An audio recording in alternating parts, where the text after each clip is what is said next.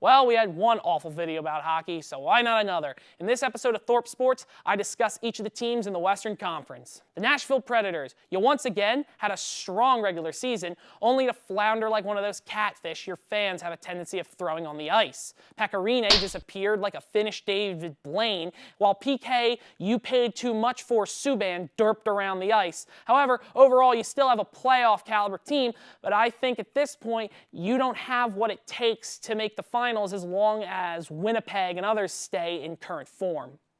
Colorado, last season was quite the turnaround for you. You went from basement dweller to playoff team.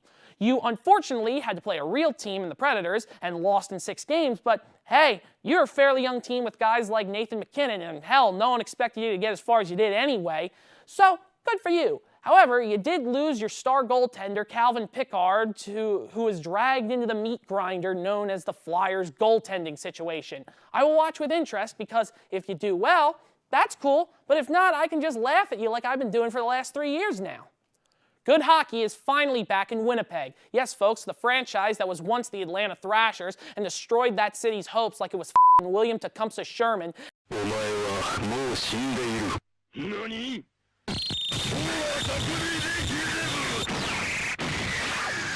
Has found its way to a city that gives a rat's ass about hockey. The Jets, no pun intended, have been flying under the radar for a while, but last postseason they came out with a vengeance. Connor Hellebuyck has put himself on the map as one of the best goalies out there, while guys like Patrick Laine, Mark Scheifele, and Nikola Ehlers provide a dominating attack. Why am I being so nice to the Jets? Well, I pray that they will take a Moab-sized hit on the Golden Knights' postseason hopes. And now an ad from our sponsor. Welcome to the United Center, home of the Chicago Blackhawks. Come witness all of our aging stars that we overpaid for slowly decline and get as the days go by. A scene so depressing that it drives half our fans into a drunken stupor, children included. Young players? Who need young players when you have a bunch of guys in their 30s who won a cup in 2015? The Chicago Blackhawks. Once Crawford, Kane, and Taves retire, we might as well kill ourselves. Wild, there's a saying in your home state of Minnesota in regards to your playoff performance in recent years. Oh, what the f*** was that, don't you know? Like, seriously, I know the Jets were a lot better than you, and your coach, Bruce Boudreau, is so choking prone that your salary cap takes a hit every year from hiring Dr. Heimlich, but you could have tried to be competitive, like maybe win one playoff game this year, so when you get destroyed by anybody, it hurts a little less. Dallas?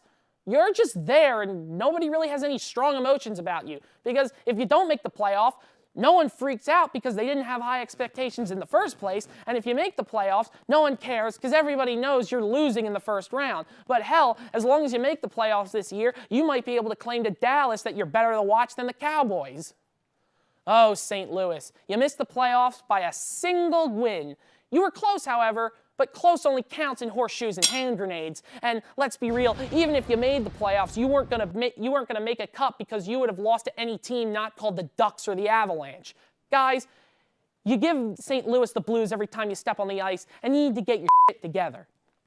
I think it's fair to say that the Sharks' championship window is closed, and thank God for that. I swear, if I have to watch 40-year-old Jumbo Joe Thornton drag his ass across the ice for more than one playoff series this year, I'm going to sink the entire state of California into the Pacific. You can only hope that Thornton, Burns, and Pavelski can stick around long enough for you to find decent replacements. Aw, it's so cute that the Ducks think that they're big boy Stanley Cup contenders. Look at them. They're going to go fight the Sharks and be heroes.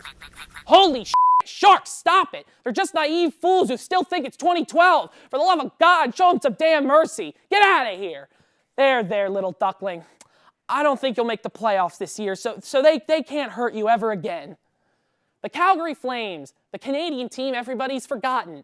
Your fans are really patient right now and are putting up with you wasting the career of Johnny Gaudreau, but your fans will come to your games since there really isn't anything else to do in Calgary except accidentally lock yourself out of your home and freeze to death. So that means the team is always making a profit, so they'll never really get a kick in the ass about making the team better. And now on to Vancouver, where the Canucks, who are only more remembered than the Flames because all hockey fans deep down want to see their fans set Vancouver on fire again after losing a Stanley Cup final. Your team is made up of young guys and nobodies with awful contracts that other teams gave to you because your GM Jim Benning's a idiot. I'm afraid we will have to wait a long time before we see Vancouver burn again. The Las Vegas Golden Knights shocked the hockey world by not only making the playoffs, but also becoming Western Conference champions in their inaugural season. Then they were promptly slapped back to reality by the Capitals in the finals. And listen here, Vegas, I hope you and your bandwagon fan base don't win a cup for a long time, because you can't just waltz into the league and win it all in your first year. You and your fans need to learn how to suffer. However, you're off to a shaky start, so I'm curious to see if you can replicate last year's results. Hi, Edmonton. How's impending cap hell? It's not like this happened accidentally. I can understand giving Connor McDavid a $12.5 million a year salary, but when you think it's a good idea to give Milan Lucic $6 million for 8 years, you just signed your dummy certificate. But we had Wayne Gretzky and won 5 cups in the 80s. Oh, how could I forget? It's not like you bring it up anytime anybody talks about how your team sucks. Now, in the present day, the Oilers are pretty much unless they can create a brainwashed younger clone of Wayne Gretzky that'll work for free. How the hell are the Coyotes still in business? You know, Vegas should be an example, Coyotes. If you place your hockey team in the middle of the desert where nobody cares about hockey, you need to win and be good. Otherwise, the people who already don't care about you will care even less about you. But let's be real, you have 0 players that are going to be useful, you're not going to be competitive, and you are hemorrhaging money. So you might as well move to Quebec City, a place that actually wants a hockey team. Oh, the LA Kings, those 2 Stanley Cups seem so far away. I think being swept by the Knights last year proved that you may be a playoff team, but your aging team's championship window has closed. Kopitar, Quick, and Doughty cannot prop you up for much longer, and it's all coming down sooner or later. But let's be fair, no one in LA is coming to the Staples Center to see you due to a certain somebody. Want a Sprite cranberry? Well, that's all the teams in the Western Conference. I'm Jason Thorpe, and this is Thorpe Sports, and thanks for watching. God damn it, Sharks, leave the Ducks alone. Hey, Canucks fan, put the Molotov cocktail down. No, Coyotes, you can't declare bankruptcy already. The season started.